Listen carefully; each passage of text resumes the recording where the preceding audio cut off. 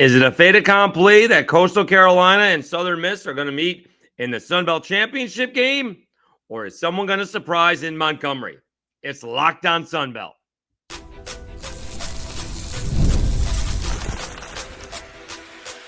You are Locked On Sun Belt, your daily podcast on the Sun Belt Conference, part of the Locked On Podcast Network, your team every day. All right, Dave Schultz, Locked On Sun Belt, your teams every day. Today's episode brought to you by FanDuel. Right now, new customers get $200 in bonus bets when your first $5 bet wins. All right, jam-packed show, and as promised, Matt Stewart with the call with Ronnie Rance, nonetheless, on ESPN Plus of the Sun Belt Conference Tournament, will be joining us throughout the show. We will talk Coastal Carolina. We'll talk Southern Miss. We'll talk Louisiana Raging Cajuns, Marshall Thundering Herd. We got the first four, Arkansas State and Georgia Southern. We have Texas State and App State. We're talking all the teams. What does Troy have to do to even just make the NCAA tournament? Marshall has had this wild and wacky season. Teams that have legitimate expectations compared to teams that don't have legitimate expectations. It has been a fantastic ride for the Sun Belt, a little bit top heavy. What about the pitching, right? We sort of brought it up in yesterday's episode. You know, what is Coastal Carolina going to do? Matt does talk about what Southern Miss is going to do. Wait to find out about that.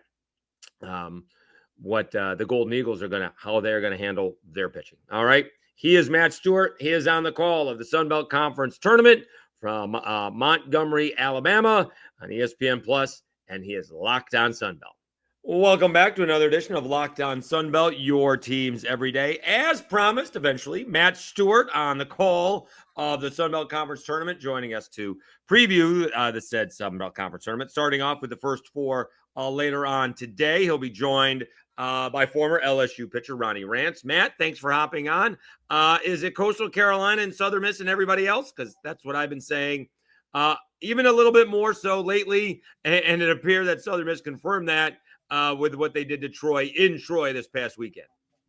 It would certainly appear that, if you were betting, everybody else would be pretty much a long shot, maybe outside Troy. They got a shot. They're in the bracket with Southern Miss, but you're right. I mean, after Southern Miss went in there and won 3 at Troy and became the first team in the entire country, the entire season, to beat Troy in a weekend series, you'd have to say, you'd have to favor Southern Miss in that matchup. And we could see it again on Thursday in this tournament. If Troy and Southern Miss both win their Wednesday games, they're going to play again on Thursday. So we'll see that matchup right again, and we'll know right away. But it's hard to imagine that anybody outside of Southern Miss and Coastal could be considered legitimate favorites. We could get to, if they win this thing out, we could get to Sunday with Coastal and Southern Miss playing for the championship with a combined 35-game winning streak between the two of them. Wow, yeah. That's pretty amazing, isn't it? Yeah, that would be a lot of fun. Absolutely. I do want to talk about that for a little bit here because it just hit me about the pitching. The two ace pitchers in it, it turns out I just saw Jacob Morrison was the pitcher of the year, beating out J.B. Middleton from Southern Miss. But Jacob didn't pitch on Thursday, whereas J.B. Middleton did. Jacob pitched on Friday, and so I presume he's not going to pitch on Wednesday. They're going to at least hold him back until Thursday. And would you be surprised if they hold him back later than that? Have we talked to the managers yet on how they're going to handle their pitching staff? We've talked to everybody at this point except Coach Schnall.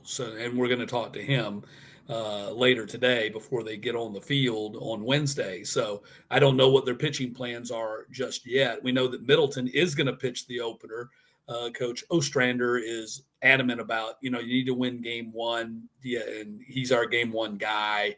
So we need to do that. And he pitched on Thursday, so he'll be going on 1 day shorter rest, which, I mean, I don't think that's a big stretch for a guy like Middleton by any means. But I don't know yet about Morrison.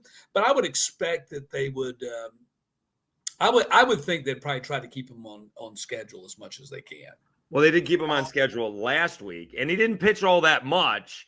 And he did. I didn't realize this because they won the game 16-7. He actually left the game trailing 2-0 because they were on the road. He came out after Coastal Carolina put up a 7 spot in the 6th. So they were like, yeah, he's done. 5 innings, you're good. So he came out. So he didn't pitch very much.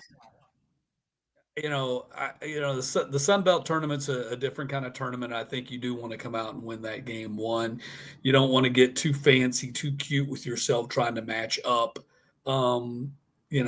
If they win, they're going to be playing Louisiana or Marshall, whoever wins that game on Wednesday night. They're going to be playing them on Thursday. So, you don't want to get too cute with yourself. We don't know yet who they're going to be playing on that Wednesday because it depends on what happens on Tuesday.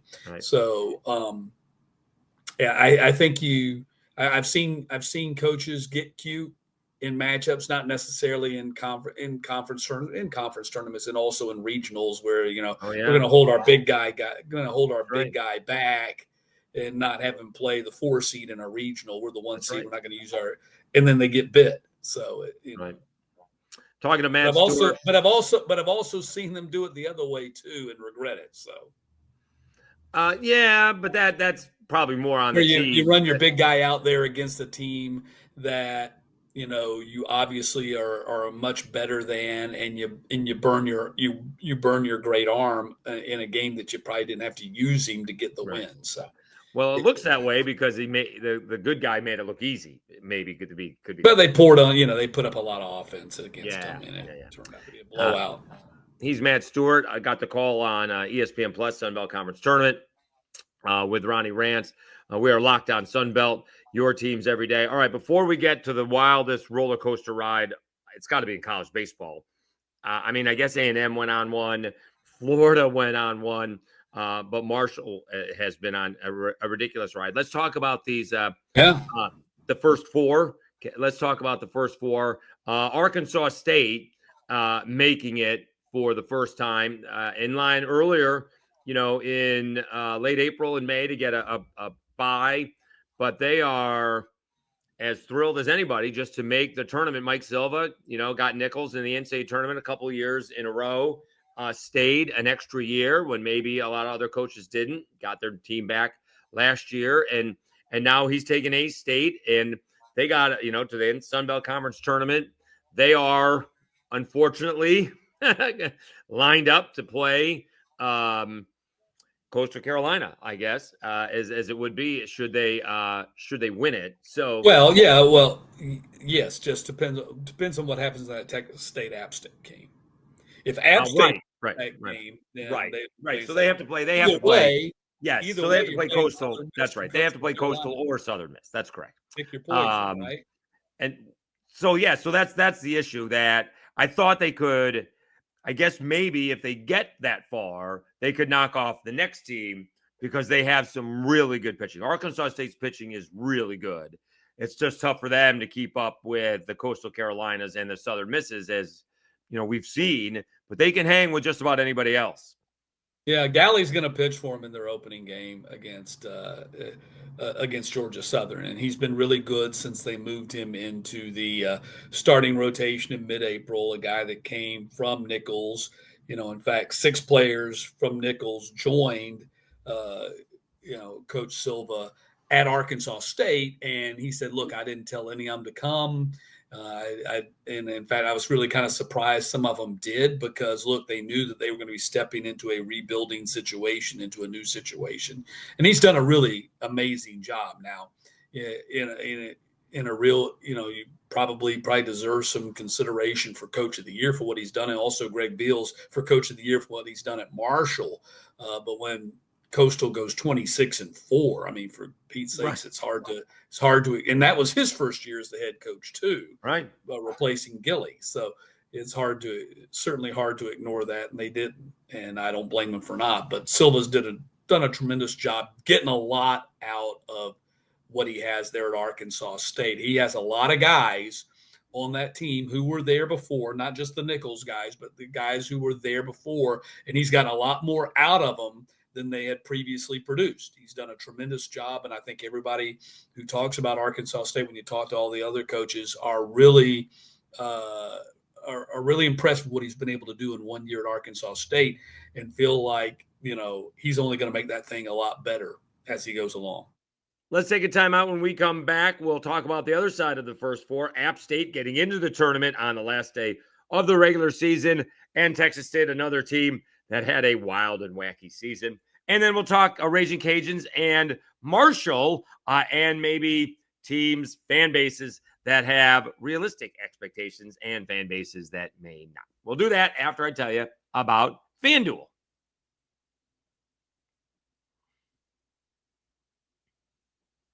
The NBA playoffs are in full swing, and every night delivers highlight-worthy performances, major momentum shifts, and can't-miss moments.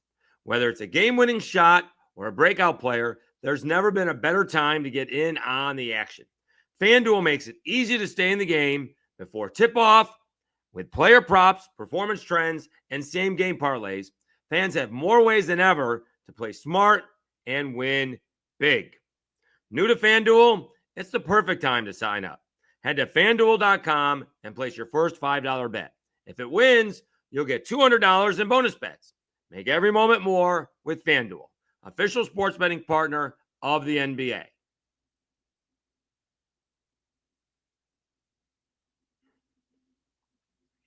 All right, Dave Schultz, Lockdown Sunbelt, your teams every day. Let's continue our Sunbelt tournament preview with Matt Stewart. He's got the call with Ronnie Rance on ESPN+. We now preview App State and Texas State, and then the Raging Cajuns and the Marshall Thundering Herd. We're talking to Matt Stewart, Lockdown Sunbelt, your teams every day. Let's go to the other side. You got App State, the number 10 seed, who wins on the last day of the regular season to get in, beats Georgia State, taking on Texas State. They've also had a weird season, beating a couple of number ones, beating Texas and A&M, and then overall, I think he has a losing record. What do you make out of this matchup? App State was up there for a while, and they went in the opposite direction. They too could not hang with the Southern Misses and the Coastals. I think they at one point were 11-6 in the conference, and they finished up 13-17. They took a real nosedive. Yeah. There's no question about that. Can they get back to where they were? Can they get back to where they were on Saturday when they beat another team that was in a tremendous nosedive? It was the two nosedive teams playing, because Georgia State was in the same position. They looked like they were going to be, a top 6 seed too at the halfway point, just like App State. And both of them took a nosedive and nearly fell right out of the tournament. Georgia State did. And App State beat them. Georgia State, won 2 games in that final weekend, and then App State needed to win 1, and they did on that last weekend. Got a big game from Caleb Cross, their pitcher, in that game, and got the win. But so it's who knows what App State team shows up. Texas State also has been an enigma, as you mentioned. They had a chance to actually sweep the 2-game season series with Texas, beat them once, and had a lead on them late in the second game. They split with Texas. They beat Texas A&M, which was the preseason favorite to win the SEC.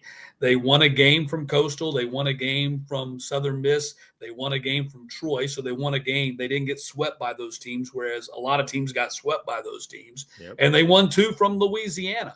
So, like when we talked to Stephen Trout, he said, look, my message to my guys is, look, we have proven with our record that when we play our best, we don't have to play perfect, but when we play our best, we can beat anybody in the country. And that's actually a true statement. But they haven't always played their best. And they've also, they've had a lot of teams have had injuries. And, at this level, when I say this level, I mean college, not just the Sun Belt, but in the Sun Belt especially. When you get to this level, you just can't afford injuries. If you have major injuries, there's just no recourse to, you can talk about next man up and all that kind of stuff. But typically the reason why the guy's on the bench waiting to be the next man up is because he wasn't the best guy in the first place. So, right. You deal with injuries, and injuries really, are a big deal. And Texas State had their share as well. Yeah, so a lot of people use that as an excuse. I'm a reasons guy, and so I'm with you. There's a reason that the guy is coming off the bench and not playing in front of the guy who got hurt. No. Generally speaking, that's right. That's the way I see it. Talking to Matt Stewart, Lockdown Sunbelt, your teams every day. All right, let's talk about interesting matchup. You have an incredibly hot Marshall team taking on, I don't know what to make out of the Louisiana Raging Cajuns. You got people talking about replacing their coach, Matt Deggs, who they're nuts. They just won the regular season championship last year. And they've been to the NCAA tournament for 3 years in a row. They were 23 and 7. Going to the NCAA tournament for 3 years in a row. So that's what you call a delusional fan base right there. If you're talking about replacing Matt Deggs, he's done a tremendous job stepping in there in difficult circumstances after the untimely death of Tony Robichaux, and he's done a really good job. They've gotten to the finals. Last year they didn't get to the finals. They didn't need to get to the finals. They were 23 and 7. They won the regular season championship, and they ended up playing in the College Station Regional again. The year before that, they did win the championship, and and they played in the finals. I mean, they've been in the mix, and maybe they'll be in the mix again here. Coach Deggs says they need somebody to step up. I mean, we know they need a lot of guys to step up. Well, they know they're star players. Higgs has been great. Stelly's been great. Really good. They need somebody, like That's you typically see in the playoffs in all levels of baseball, including the major leagues. Some guy that you're not anticipating is going to step up and have a big series for you. Yeah, and they could really stand to have that happen for them. And then I wouldn't be surprised if they're playing on Saturday. It's those two guys and J.R. Tollett are about the three guys who exceeded expectations. Everybody else either met or were way below expectations. And that's why. And what can they get out of Morgan here? What can they get out of Morgan in the tournament? He's been beat up a little bit. Not arm issues, but just kind of beat up. Yep. And can he come back and kind of reclaim some of the magic he had a year ago? I mean, it's tough to again. This is a reason, not an excuse. It is tough to replace the player of the year and the pitcher of the year when you're doing that in the same year. And those two guys had two of the best seasons in Raging Cajuns history. So. Yep. Just tough to do. On the other side, you got a team that started out the season losing 5 in a row, 6 out of 7. They lost 9 in a row. They won 9 out of 11. I think they've won like 14 out of 16 now. They're on a ridiculous run. The Marshall Thundering Herd. He took a trip out to Hawaii, which is great. Coaching job by him. Yeah, smart. Yeah, absolutely. Yeah, didn't bring the golf club, so maybe we can work on that. What do you make out of the Marshall Thundering Herd? They finally got have momentum. Finally got the ballpark opened up last year. Kind of a legit, G5 baseball program these days, and a top 6 seed. They got a shot at taking down one of those annual contending Sunbelt champion teams, the Raging Cajuns. Well, you got to win that first game. And, like Coach Ostrander said, winning that first game is so important in this tournament. And it sounds like a very elementary statement to say, but it is true. I mean, you win, that puts you in the winner's bracket. And then, there's nothing like being in the winner's bracket. Losing that first game makes it almost impossible to come back and win. You can do it, but it's very difficult to do. So who wins that Marshall, Louisiana game is going to tell us a lot about who makes it this Saturday in this tournament. So, but they've been fabulous. They got momentum. It also has to do with scheduling. They played Georgia Southern and they played Georgia State the last 2 weekends of the season. That helps you win 6 in a row in the conference. Sure. So Southern has stumbled a little bit. We already, as we pointed out, Georgia State was in a free fall at the end of the season. So they really took advantage of that. They went to Georgia State and took care of business, and then they had Georgia Southern come up to their place, and they took care of business there. So I like their pitching staff. I like Miller and I like Blevins, their first 2 guys. I don't know about what happens after that, but those first 2 guys give them a puncher's chance in any game that they're playing. So, I think that's something to watch for. Miller and Blevins there in their pitching staff. Miller actually earned all conference honors this year, and Blevins was all conference last year. He's really kind of an unknown because they haven't been in the tournament, And so people haven't seen them as much unless they happen to, Marshall comes to town and you see them in the rotation in that particular weekend. But they don't get a lot of publicity, but they will going forward. Greg Beals done a really good job building that program and taking advantage of the new ballpark to get some players in there and win some games. And so, he got there his first year. He got there in January. He was actually the Akron coach, but never coached at Akron, and left Akron in January to take the Marshall job. And so first year he got there, he's just kind of managing what he got. When you get there in January, it doesn't seem like it's late, but it is. Oh, no, that's really late. Yeah. Really late. I mean, I'm just saying, some people might say, well, the season doesn't start until February. What's the big deal? Well, you missed the whole fall. So, yeah, and so that's late. you got there's nothing you can do with the roster. The roster is what it is. Right. That's your guy. You just got to manage it and do the best you can. And then his second year, they had 17 seniors coming back, and I thought he did a really good thing, rather than like a lot of coaches who just cold-hearted cut them loose and say, go find somewhere else to play. He said, look, we're going to let these seniors, they've been here, we're not getting rid of any of them. And so they rode with those guys last year. And so this year was really the first year he was able to get some new lifeblood in the program, some guys that he likes. The Micah New kid who plays shortstop's really come up big for him. Especially down the stretch here. He'll be fun to watch. He's kind of been on a little bit of a home run binge as they've made this push.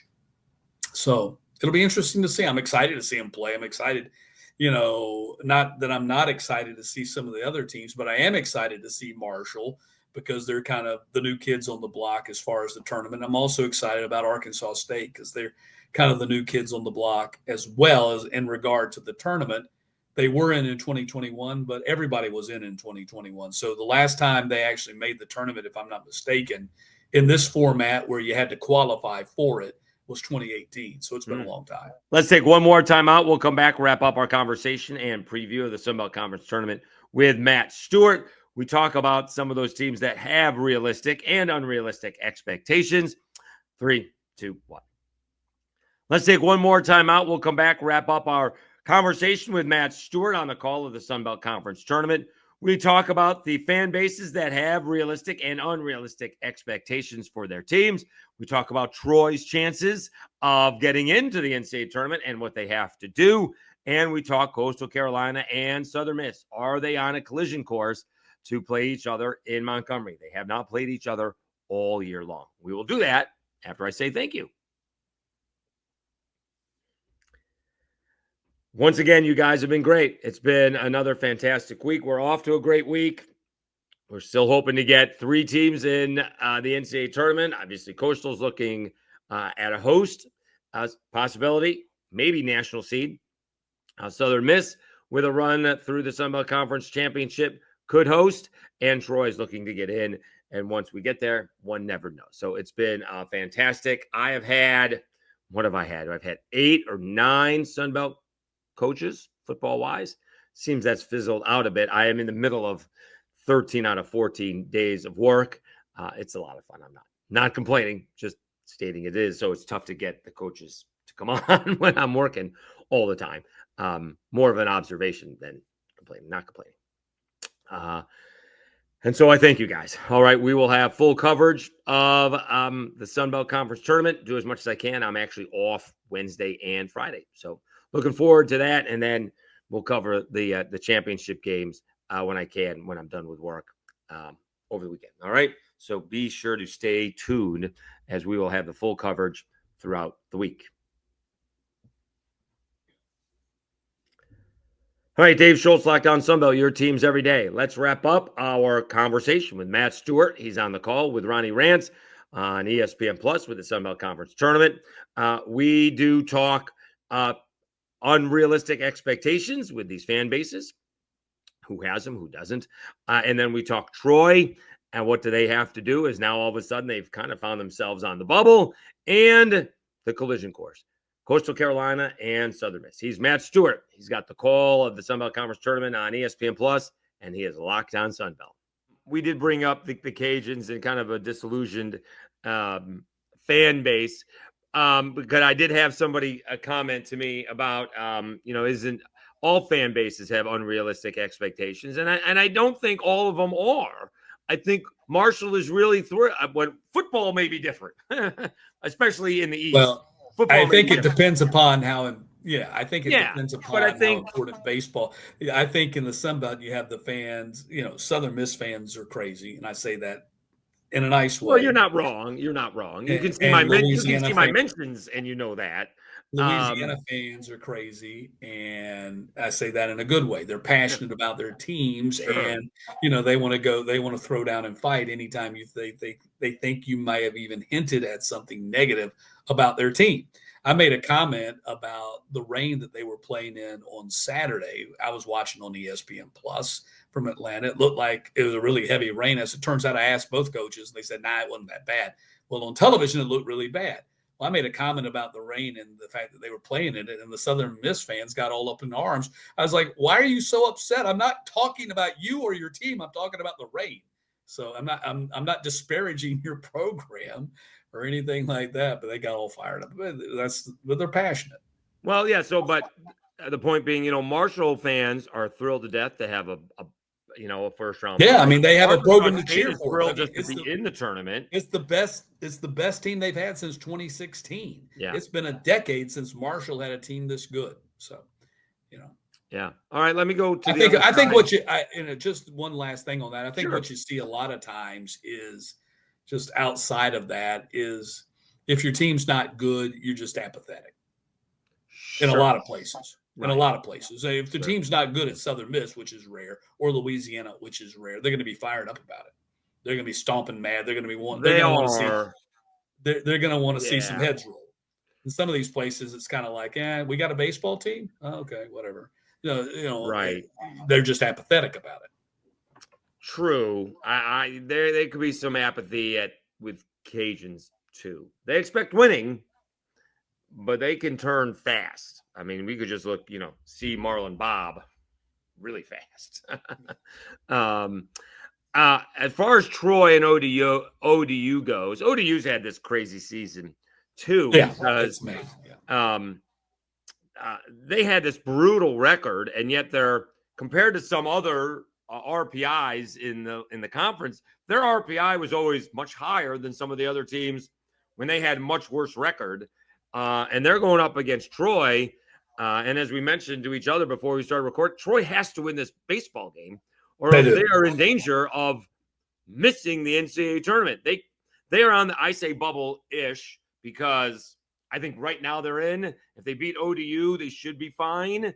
They would play Southern Miss. They'll probably lose to Southern Miss, and then they'll probably get another win after losing to Southern Miss, and they'll be fine.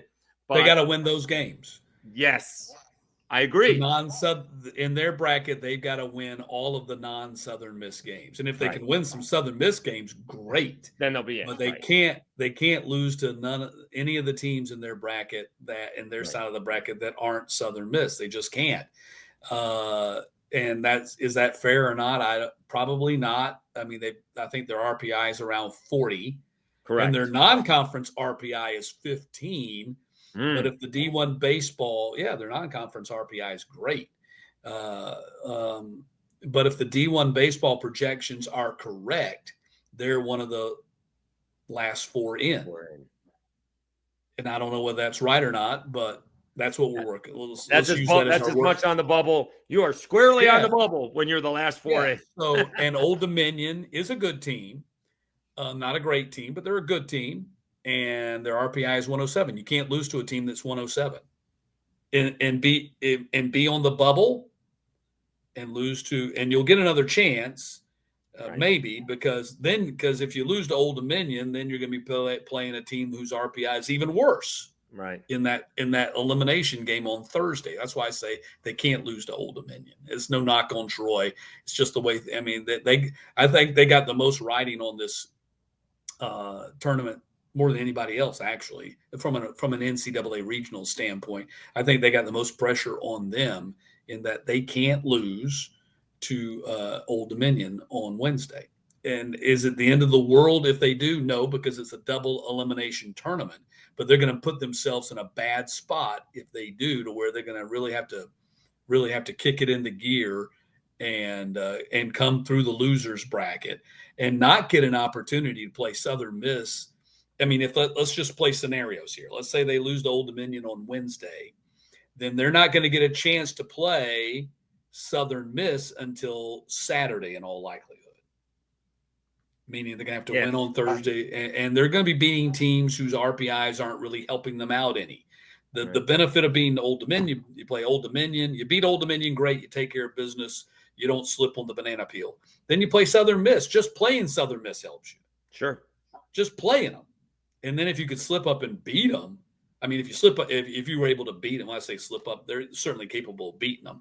If they beat them without slipping up, if they beat them, then and they're golden. They're in the tournament. You just need that one. You just need one win against it. But even if you lose to them, you're still going to get another chance to play them again. You'll just have to come through the losers bracket. But that's why I think Troy's got a lot riding on this thing. So what did Skylar Meade say about his team's mentality? Because other than that Thursday night game, they were a no-show. I presume that's a lot on Southern Miss doing that, but they had guys on base. I know it was a late blowout on Friday.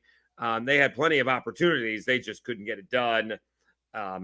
They let one slip away. They tied the ball game up on Thursday, and then late Joey Urban with a home run gave Southern Miss the win. But they had one lead the whole weekend. This was not the series that we all thought it was going to be.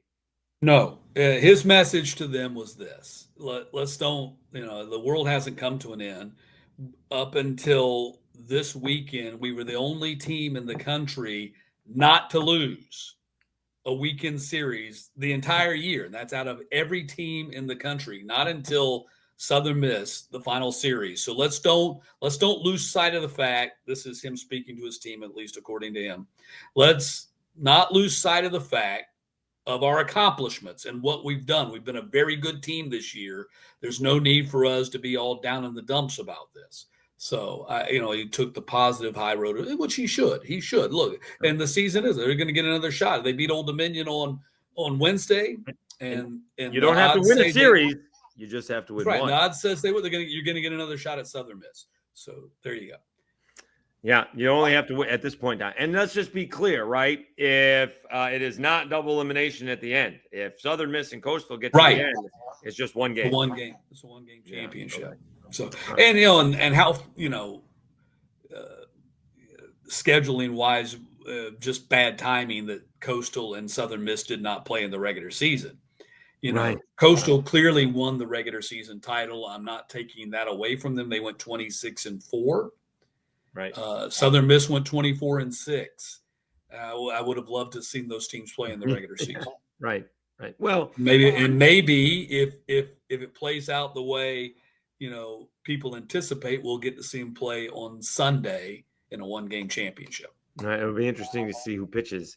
Again, I'm very interested to see on how this all plays out. If the Southern Miss bats come out early in their first round, are they taking JB Middleton out? And like you said, you don't want to mess around. And thinking about holding him for Sunday. Yeah, I mean, it just depends on how the game goes and who they're playing too. I mean, you just don't even know. You don't even know who they're playing at this point. Right. You don't. All right. I mean, are we giving anybody else a chance? We're circling back around. Well, let's talk. Sure. Yeah, absolutely. Absolutely. It's not as wide open as some tournaments as we've had in the past, in my mind. I think last year we had a great I had to go back and look. I mean, it was Southern Miss and Georgia Southern in what was a ridiculous baseball game, right? I mean, Southern Miss was trailing going into the ninth inning. It was, and Southern Miss had to win it 14-11. Yeah. I was talking to Coach Ostrander about it, and I said, look, all we want is another championship game just like that. It was a great championship game back in it was. Georgia Southern was there as they have been so many times with Rodney Hennon. They played in the finals 5 of the last 8 years. They've been in the finals. They get there. They I'm not going to call them the Buffalo Bills. You said that. They get there and they can't, and they haven't been able to win it. And last year they were so close to doing that. And Southern Miss came back and beat them at the top of the ninth and put a big, what was it? Was it a 6 spot or a 5 spot? I forget. But anyway, I think it might have been 11-9 going to the ninth, and something like that. And Southern Miss scored 5, and Matthew Russo had a big hit to in that inning. So, yeah, I don't think Georgia Southern's got a chance to make a run to the finals this year. They just haven't shown me that they have that in the tank this year. But Rodney Hennon does a great job with this team once they get in the tournament. He seems to know how to get them to the finals. So, but they're playing as the 9 seed. That means they're coming out of Tuesday. So, yeah, I think we got to be realistic about that. But to answer your question, does somebody other than Southern Miss and Coastal have a chance to get to the final? Certainly, they're the heavy favorites in my mind with what they've done here. Southern Miss a 15-game winning streak coming in, and Coastal a 14-game winning streak coming in. I think Troy. I think Troy has the guns. I think Troy has the team that could do that, and that would be against Southern Miss. They wouldn't play Coastal until and by the way, they're the only team that they beat Coastal in the regular season. They did. They did. I mean, so if they could get by Southern Miss, then you're facing Coastal. You're Troy and Coastal, and Troy's the only team that won a series in the conference. Coastal was 9-1 in conference series this year. Troy was the team that beat them. Right. So yeah, I think Troy can. Will they? I don't know, but to answer your question, I think yes. I would not shut the door completely on Troy being able to do it. All right, not to wrap it up on a down note, but Mike Federico, the head coach of ULM, resigned. You don't see that very often. We can figure out what happened. So they let him step down. Very classy of overall situation. Tough situation. ULM is it's a tough place to win. It always has been. I'm not sure how much success ULM has ever had in baseball. I know they've had some success in football. Yeah, they did. They did. They did. I know that they did because I've seen it in the record book. But yeah, in recent history, where and I guess I want to say in this day and age where who has the most gold ends up holding the gold trophy. It just seems like if you don't have the financing for it, it's very difficult in this day and age. Especially now that you're paying players. And they don't have any NIL. They got nothing. No. I mean, it's I don't know. That's a whole nother subject. We could spend a whole year's worth of Locked On Sunbelt talking about what NIL paying players is going to do to the conference in all sports, and not just the Sunbelt, but many conferences in all sports. And I saw a quote from, and not to go down the rabbit hole here, but Kirby Smart had a quote the other day. He said, "Look, we're getting in, and obviously Georgia plays from the advantage of they got plenty of resources, but is it beneficial? Is it beneficial for the Georgias and the SECs of the world? And I don't think they want that for other sports to start, other teams and programs and schools shutting down sports. I don't think we're too far away from that. I'm not saying Sunbelt teams are, but I don't think we're too far away from starting to hear headlines and see headlines of schools deciding to end their sports programs. They're certainly at the scholarship level. I think it's going to happen. It's going to happen. Yeah. Well, I mean, you said Kirby and Charles Barkley saying the same thing. I've already paid so much money, both legally and illegally, and now you want me to pay more? Maybe not. So yeah, you can only go to the well so often. Right. In places like Georgia and Texas and LSU and, virtually every team in the SEC and the Big Ten, they got a deep well. Teams in the Sun Belt, some of them have deeper wells than others. So. But even in those wells, you can only, like you just said, you can only go to the well so often. And even if it's going in the pockets of the players, it's still going to be an issue. He is Matt Stewart. He's got the call of the Sunbelt Conference Tournament with Ronnie Rance later today. It kicks off with Texas State, the 7th seed, taking on App State, the 10th seed, and then Arkansas State, the 8th seed, against Georgia Southern, the 9th seed. The first game starts at 3 p.m. Central Time. The next game starts at right on the button, 6:30 Central Time, I'm sure. See about that. Yeah, we'll see about that. We'll see have about plenty that. of coffee. You don't drink decaf during this Sun Belt conference. No, I don't. And I'm a huge coffee lover. I drink coffee all 24/7, but not during the tournament. It's hot. It's hot tea. It's throat coat tea okay. during the tournament. Yeah. Got it. Actually, do you know that caffeine's not good for your vocal cords? I did not know that. Yeah. Well, it's when I say when you're doing our job for a living, it's I probably know, knew that. I don't drink that's what they coffee, say. but That's what they say. Not to get off on the side note, I will tell you what is good for the vocal cords. I Zinc. know what you're getting ready to say. No, zinc. Oh, zinc. Okay. Just zinc. I I wasn't. No. Oh, you think I was going to? I thought you were going to do a company plug. No. Zinc. Just regular zinc. I do. I take zinc every day. There you go. When I started doing this, I was only doing home games for the baseball team, and at the end of the 10th day, I would be losing my voice, and some nurse said, "Zinc." Zinc. And it's just you got to do whatever it's people. Well, that's what's in all the.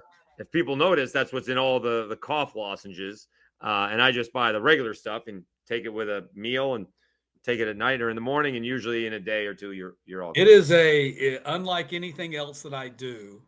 This tournament is a physically taxing tournament. It is, and I want to let people know that. It really does. Because it pushes you physically. And yes. People think, oh, you're sitting there for calling Correct. games. It physically tests your limits. I'm going to let people know this because it is, as somebody who's done it, although not a baseball tournament, okay? Although I did softball high school-wise, like 3 games. It is mind-boggling to me because I get exhausted like at SEC and Sun Belt Media Days, and Sun Belt is only 2 days, and SEC Media Days is 4, but we're just sitting there talking, all right? Yeah. But the mind doesn't stop. That's the problem, right? We're either thinking of questions, thinking who's coming up on the show, trying to set up that part doesn't bother me. Everything, all right?